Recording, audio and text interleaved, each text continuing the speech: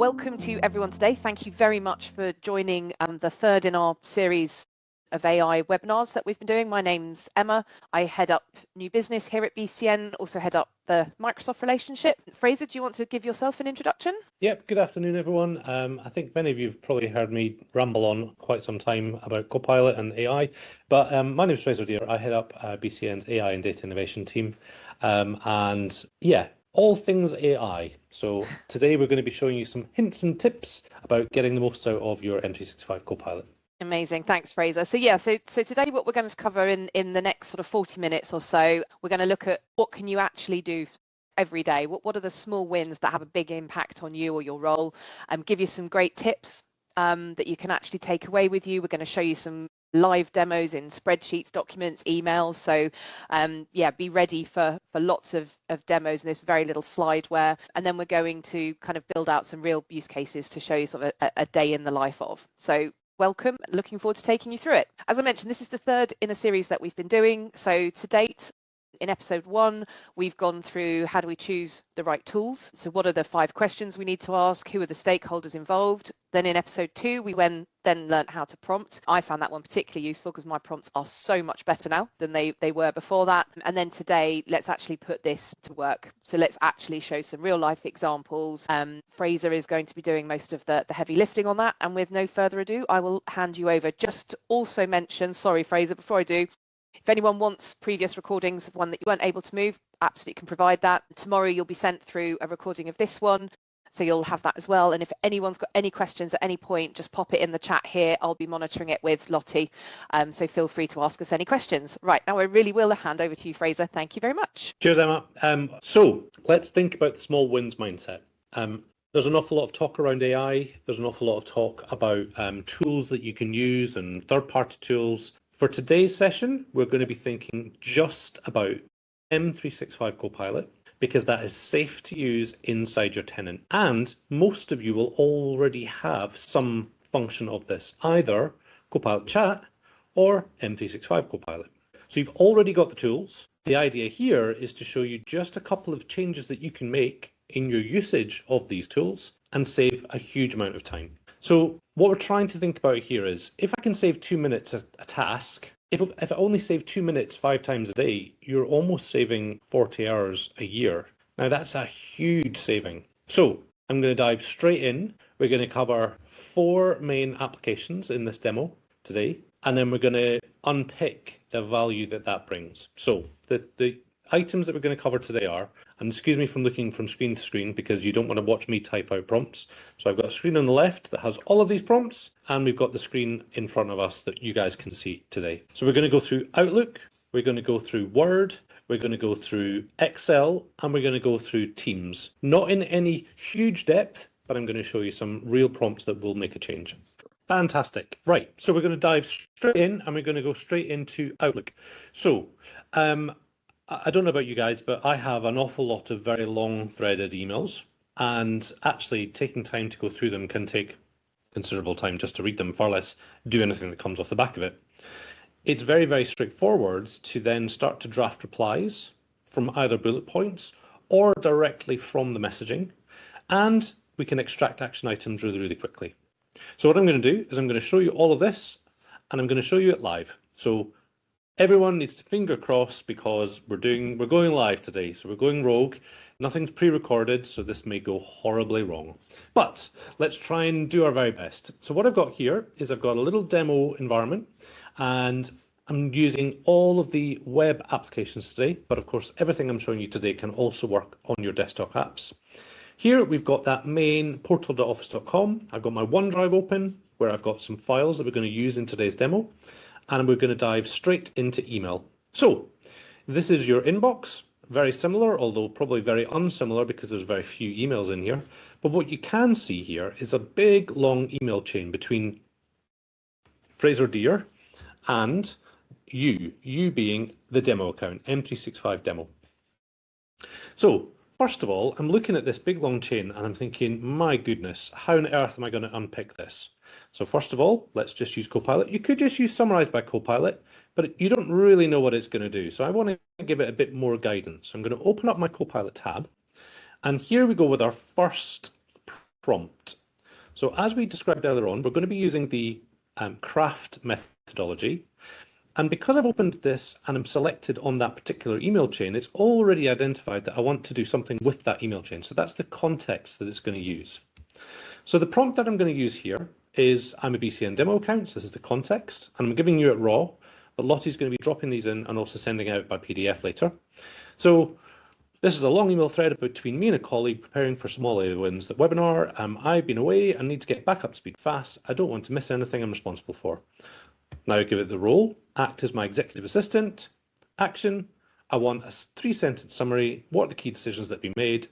Every outstanding action item and who owns it, and anything that still needs my decision.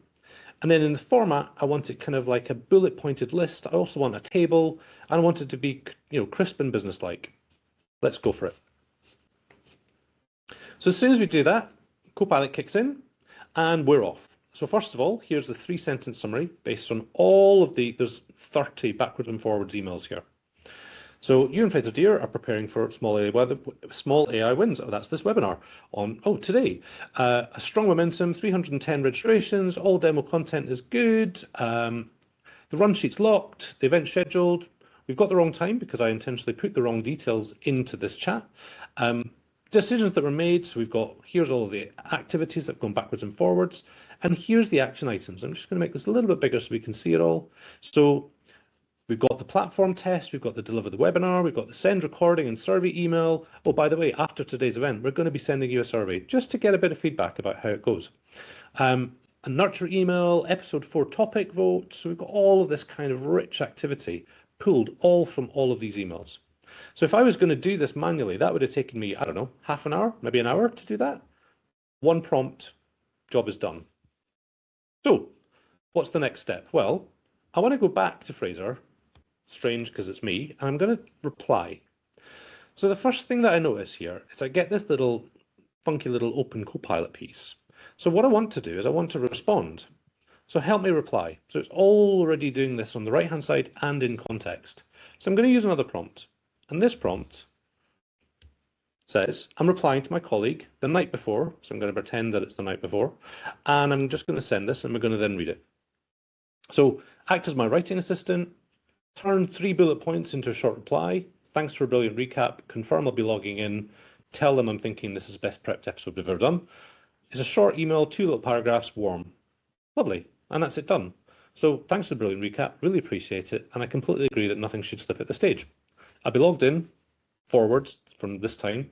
Honestly, this feels like the best thing. Now, of course, that prompt is bigger than the text that's been written in that email. Sure, I get that. And so you could have just written that. But the reality here is you can save these prompts, and so you can reuse these activities. And this is a very simple example, but if you imagine something that requires a little bit more rigor, and actually, if I do it again, I'd like a rich, full-bodied recap and next steps. No bullet points, reply to send. So let's give that a go. What does that one look like? This would be brilliant coming back from holiday, Fraser. Oh, 100%. Recapping all of those, millions of emails. You're more popular than me, clearly. Well, I wouldn't go that far. So again, I want to replace that. So there, it's a bit more richer, it's full-bodied, it fills it out. Now, the last thing I want to show you in Outlook is about how this sounds, because actually, this is now a bit too long again, and I'd like it to be a bit more sounding like me. So this time I'm asking it to act as my diplomatic communications coach, because some of my emails tend to be a little bit direct. I want to rewrite the highlighted text. Well, I didn't highlight any text, that's my bad. And give me 2 options, one warm and one friendly, and one short and crisp professional. Now, the reason it's been able to respond is because I'm still in context. I'm still working in this section. So what it's done is it's taken the context, which is all of that, and tried to then give me 2 very punchy responses. One which is warm and friendly, and one which is short and professional. So thanks so much for pulling it all together. It's really helpful. To make sure I'm fully aligned for tomorrow, could you share a quick summary of the key actions you'd like me to focus on? Or, thanks for the detailed recap, much appreciated. Could you confirm the specific actions you'd like me to complete ahead of tomorrow? Now, we already know that because we've already got a full list of actions, but this is a nice way to get a nice response back really quickly. So that's all I'm going to show you in Outlook because the prompts are there, but this ability to recap very large chains of emails, extract information, extract actions is fantastic to be able to catch up quickly and also be able to then move forward and respond to big, long, complex emails at pace, so you know you haven't missed anything in the deep-rooted. I mean, these are full emails. It's not just little kind of one-liners. So there's an awful lot of detail in here that I wouldn't be able to read and understand at pace altogether in one shot. Fraser, we've had a question from Karen. Is the experience and functionality of Copilot in Outlook Desktop the same as this online version? Yes, the facility and function is exactly the same. It'll look ever so slightly different just because of the way that Outlook on the desktop looks. Like the bar is ever so slightly different. But when you hit the Copilot button, it will come into the same thing on the right-hand side, and it'll look and feel very similar to this, but maybe not quite the same, depending on your exact version that you've got deployed. But everything you're seeing today, as long as you've got an M365 Copilot license, all of the things that you see here are possible. Okay, make sense? Thank you. So that's Outlook in 4 minutes. So I think we're going to be okay to cover everything, but I'm going to now move on. And I'm going to move on to Word, because emails are great, but actually quite a lot of people quite like to keep writing their own emails, and I can fully understand that. Creating content, writing documents, summarizing from notes, and pulling things together in a refined professional output takes time. And so one of the things here is saying, well, actually, what if I've got a really messy data estate? That all sounds very grand. Let me break that down. I've got a load of notes from various different places. I went to an event and I kind of brain dumped while I was on the train, and I've kind of written little bits of text, and I've written getting some information from other people. How do I pull all of this together really, really quickly? Copilot in Word can do this for you. So let's dive in and take a little look. Fraser, we just had another question. I just want to check I'm correct before I answer it incorrectly. That this is the standard Copilot rather than Copilot for M365. It doesn't matter which flavor of Copilot, it's completely ring-fenced by being in your tenant. That is correct, is it? Correct. Yeah. Everything using Copilot is within your tenant. That's one of the big value propositions here. This is all secure because none of the data leaves your tenant. So that is one of the big value propositions for using Copilot. It keeps all of your data safe. Thank you. Right, let's jump into Word. Now, this time, I'm going to show you a few things first. So in my OneDrive, I've got my Word demo, and in here, I've got a whole load of random stuff. Stuff is the professional word to use. So we've got a notes file. So here's some notes that I've pulled together on, oh, what is it? I went to Microsoft Build. I didn't go to Microsoft Build, but I'm pretending that I did. I'd love to go. Then we've got some M365 notes, specifically about the M365 session. Then I've got some developer platform notes. So these are things about GitHub Copilot, Foundry, devices, hardware. These three are quite well structured because actually they're effectively announcements or information about 3 specific events. However, we've also got a brain dump, and this is really very unstructured, random sentences, short sentences, dashes, commas, and in some cases just a conscious stream of words. So you can see I'm simulating a whole load of very random things. Now, I've also included a list of sources. For any of you that have ever attended a Microsoft event, at the end, they've always got that slide that says, and here's the 74 million sources, and they share it for 2 seconds, and then you go, I missed it, and then you can't use any of it. So I've tried to also include a list of sources that have been used for the content. Why am I showing you all of this? Because when we jump into Word, what I'm going to do is I'm going to create a new blank document,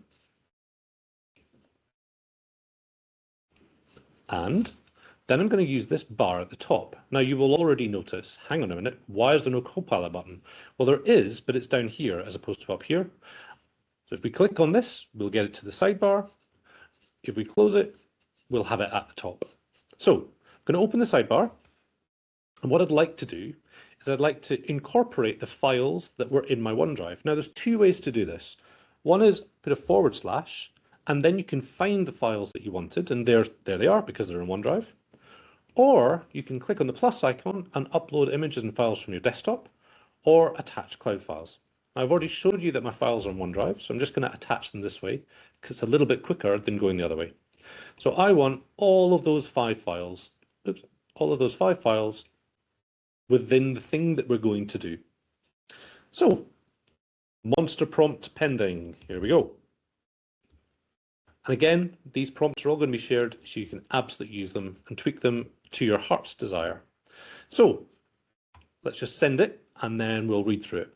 So I've just got back from Microsoft Build 2026. I've got 4 files of rough notes, keynotes, blah, blah, blah, blah, blah, blah, blah, blah, blah, blah. It's giving the context of what's going on. Role, act as a senior technology analyst, that's quite hard for a Scots person to say, who writes crisp executive briefings for a leadership audience. You're excellent at separating signal from noise, and you never pad. Action, use the information in my notes and write a first draft of an executive summary. Format, I want title, I want the big picture, I want the key announcements, who's available, what's now, what's coming soon, what does this mean for our Copilot practice? And then the tone. I want it to be confident, I want it to be concise, I want it to be commercially focused. This is a business document. And in the time it's taken me to read the prompt, voila, there is the document. Now, that would have taken me an hour at least to have written that document from the random notes that you saw. But here you see it, it's formatted, it's structured, it's organized, it's got tables, it's got headers. I mean, my boss would know that an agent had created this, but I'm not sure my colleagues would know necessarily, because this is very well structured and very well organized. So, what else can I do with it? Well, I'm actually not very happy because it clearly doesn't sound like me. It sounds like person that I suggested I wanted it to be. So I'm going to give it another prompt, and let's just walk through it. The draft you just produced is accurate. Great. But it reads like a generic corporate report. I want it to sound like me. So here what I've done is I've given it my style. But what you can also do here is attach another document that you've written, something that's got your language, the way you structure sentences, and you can use that as a reference. For now, I'm just using this one. It's already been sent. And right now, Copilot's effectively reading through everything that's in here, and will then go back through it, and you'll actually see it working. It'll highlight the text as it goes of things that it's changing. So let's just give it another little second to line more things up. There we go, and it's off. So all of the text has now been accepted from the first draft, and now it's literally going to go through. It's going to plan out the work it's going to do. Just open this up a little bit more so you can see it. So keeping the same announcements and facts, but making the words more direct. And you can actually see it working. You can see it's taking that paragraph and it's gone, okay, let's rewrite this, let's rephrase this. And it will literally go through the whole document in this way. Have you seen this working before, Emma? Yeah, I was just going to say, I think what's maybe going through some people's minds is, crikey, these, the prompts are quite complex to write, and that's going to take time. So this is where it then comes down to, and where we'll kind of finish today's webinar on, is what are the use cases. So for example, I review lots and lots of tender or proposals versus what we respond, and it identifies gaps where we haven't answered it properly, where potentially figures don't add up. And once you've taken the time and really refined your prompt, it's about finding those use cases that you do regularly as part of your job. So if this was just a one-off and you were never going to do it again, it might not be that time saving. So that's why, the end part will concentrate on how can you identify the elements of your role that means you don't have to work in the evening, for example, because that's the sort of stuff I would do of an evening and not during my work day.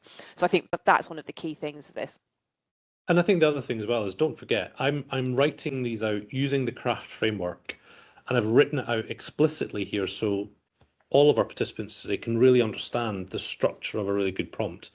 When I write my prompts, I don't write context, role, action, format, and tone. I just write the prompt.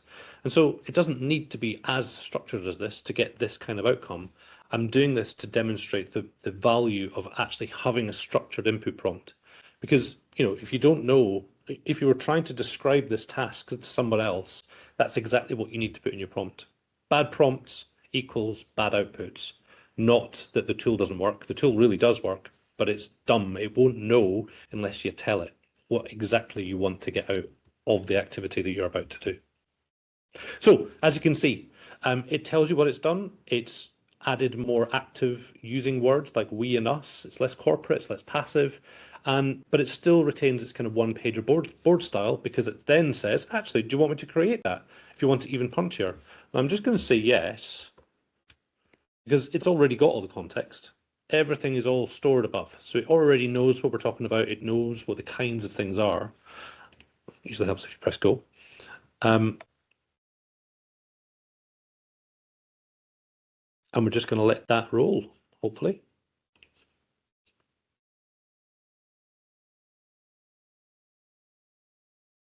So now it's going to pull the whole thing down into a single page.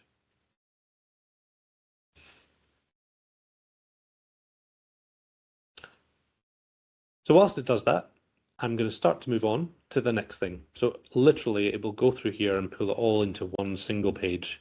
And you can see that the length is getting shorter and shorter, and it'll keep iterating over that until it reaches that single page. But I'm going to move on, and I'm going to move into Excel now. So spreadsheets without the struggle. I love Excel, but sometimes I don't love the data that I'm provided in Excel. And so what we're going to try and show you today is how to use Copilot to, first of all, clean up some real messy data. Then we're going to look at, well, maybe my charting skills aren't as good as it used to be. It's certainly been a while since I've done a pivot table, that's for sure. So how can Copilot help me do this? How can I get the most out of something that someone's literally just sent me? So let's dive in. Here we are again. I'm using Excel in the cloud, but you can do this absolutely on your desktop in exactly the same way as we've just shown in the other two apps. So here we're going to create a blank workbook. There it is. In fact, we didn't need to create a blank workbook, but what I'm going to do is I'm going to open, I'm going to view all files, and we're going to go back to my files, the files that we showed in OneDrive, and I've got Excel demo content. And here we've got a deliciously messy sales data. Casting no aspersion to our sales team, Emma, I promise. I was going to say, what you're trying to say, Fraser. So here we are. Here's our lovely sales data. It's a CSV file. We get these all the time. I'm sure you guys do too. And clearly we've got some order ID numbers. This is all fake data, by the way, so no one needs to panic about GDPR. Order data, so the order date, we've got region, sales rep, product, category, units, unit price, total, customer, who the customer name is, and what the status of the sale or the order is. So the first thing I'm going to do, and this is really important if you're going to use Copilot, is I need to create a table. So immediately what I need to do is edit the workbook. So I need to convert it into an Excel file rather than CSV. And then what I'm going to do is add a table. Tabular data is really important if you're going to use Copilot in Excel. It doesn't do anything different to the data. It's just a binder so that Copilot knows that all of your data is sitting inside that table. So that's the first step. Next, let's open up our lovely little Copilot sidebar and let's get going. So immediately I'm looking at this data going, I mean, I'm not going to tell you what I really think, but wow, there's a lot of cleanup to do here. We've got random regions, some of which are just letters. Dates seem to be all over the place. Units seem to be variable. Cost seems to have this really weird symbol going on. Some of it's symbol pound, some of it doesn't have anything. And also just looking at the numbers, I can see, well, hang on, sometimes these numbers don't match. Unit price, units time unit price don't equal total. So I'm not happy with this. So what we're going to do is we're going to use Copilot to help us. So same thing, I'm going to paste it and then we're going to chat through it. So I've inherited some sales spreadsheets. That's a mess. The region column has inconsistent spelling and spacing, names are mixed cases, and that's all the stuff that you've observed, but I'm sure there's more things. So help me clean the data, specifically sort these things out, give me a shortened number list of issues found, and then the tone is practical and specific. I'm no data expert, but you need to tell me it straight, because I'm not going to understand necessarily all of the complexities of the formulas or the calculations that are sitting behind there. So immediately Copilot goes away and it uses the table to understand how many rows of data there are, and then it starts to do its analysis. So already we can see it's added a whole load of extra tables on. So we've got a cleaned region, we've got a clean status, we've got a cleaned unit price, so it's tidied all that up for us. It's got the total value and then the expected total, and do they match? And then we've got some duplicates that have been identified and also some missing values. This is fantastic. Immediately, it's sorted out my table for me. I'm just going to zoom out a little bit more because now it's even gone further. It's not only identified the gaps, but it's then given me some lovely row colors so I can really quickly glance and go, ah, there's something wrong with that one. Ah, there's something wrong with that one. Then, in Copilot here, it can then explain to me in plain English what I need to do. So there are duplicates. What's the action? Data, remove duplicates. Missing values, wrong totals, region, inconsistent. So I've got whole step-by-step of things I can do. Now what I can say is, I can't be bothered going to data, remove duplicates, remove, oops, this is why I'm pasting prompts in, remove duplicates for me. Fraser, is there a limit of the amount of data Copilot can do this across?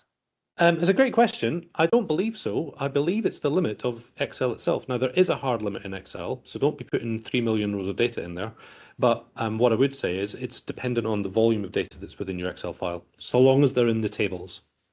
So I don't know if anybody else spotted that, but I said remove the duplicates, and the duplicates have now gone. So it's a bit of a lazy one, but just showing you that it really does understand the content of what you're saying. So that's me now got my data in shape. The next thing I want to do is create a chart. So I'm going to give it, and then we're going to walk through it. So I've now got a tidy table, happy days. Act as a data visualization specialist who picks the right chart from the message, because I don't know which charts I should use. I'd love to use pie charts or, what's the other one called? Donut charts. But I think every data engineer that may be on this call or anybody that understands data that you show will go, oh my God, you can't use pie charts or anything. So I want the agent to do that for me. I'd like a chart that shows total sales by volume and by region. And I want a bar chart and a column chart by sales and by region, because those are the things that I know I'm going to understand. So I've done nothing. I've not clicked anything. And here we have a new tab that's got the sales management update. It's got the sales by region. It's got month by month and what the total sales are. And it's also got the two things that I know I'm going to understand, which are total sales by region as a bar chart, and then total monthly sales trend. Excellent. So the month looks a bit funky in the charts. Can you make this the month name followed by the year? I'm going off script here, guys. So let's just wait and see what happens. But so you're doing live demo and going off script, Fraser. These dates just do look funky, and we know why. The reason why is because we've got year, month, date, and all of this 000 is time. Okay, cool. There we go. Months 1 to 9. Beautiful. So I now understand what I'm going for. It's still doing work, but it's certainly working on the things that I've asked it to do. And you can see behind the screen, behind the scenes, it's actually writing formulas to do the thing that I've asked it to do. So there you go, January 25, February 25. That's exactly what I asked it to do. I didn't have to write any formulas. It did all that for me. And for anybody that's done this before, there is the formula. So you can go back in and say, actually, I don't want your year. I just want, I just want the last bit. I don't want all of it. So if you do know, you can go in and edit, and there it is. So pull that down. So it's not locked. Definitely didn't mean to do that. It's not locked down. It's, come on. I've never seen this before. Genuinely, this is incredibly powerful for someone like me who Excel is my nemesis, because it's just not how my brain functions. This makes it so much more user-friendly for people like me. I'm going to move on, and I'm going to do something else. Conscious of time, so I'm probably only going to do one more. I'm going to miss one. I'm going to just do one more here. So this is Brightwave. Act my analyst, and I want you to answer these one at a time. Which sales rep generated the most completed sales value and how much?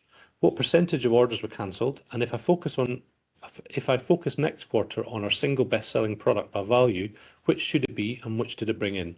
So I'm now asking questions over the data that's in here, and these are the sorts of questions that I'm being asked to give analysis on. Well, bang, there you go. There's your answers. So Priya Patel, total sales, cancelled orders, just under 10%, and best-selling product were laptops at £11,900. So again, Copilot in Excel is incredibly powerful. The key thing here is make it a table. Thereafter, I say knock yourself out, but go for it, because it's really, really powerful and it understands your data and it understands formulas. Cool. Right.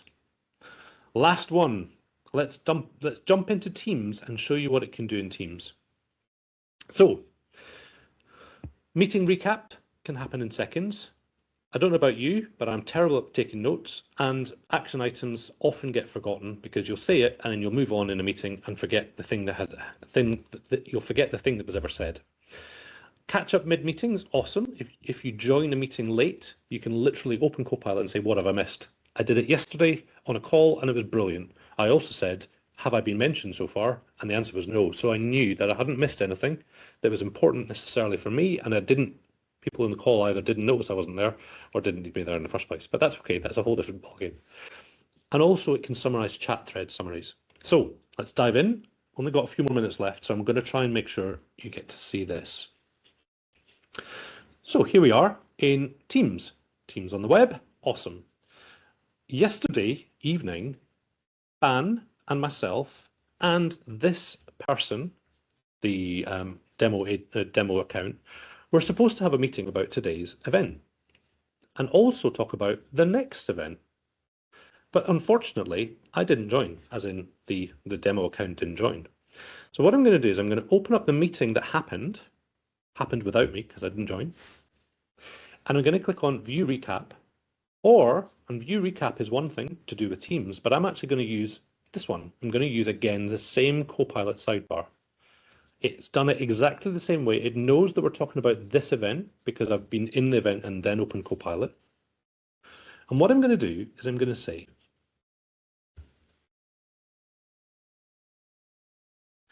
I was invited to this planning meeting, but I couldn't attend. I need to get up to speed fast without watching the whole recording.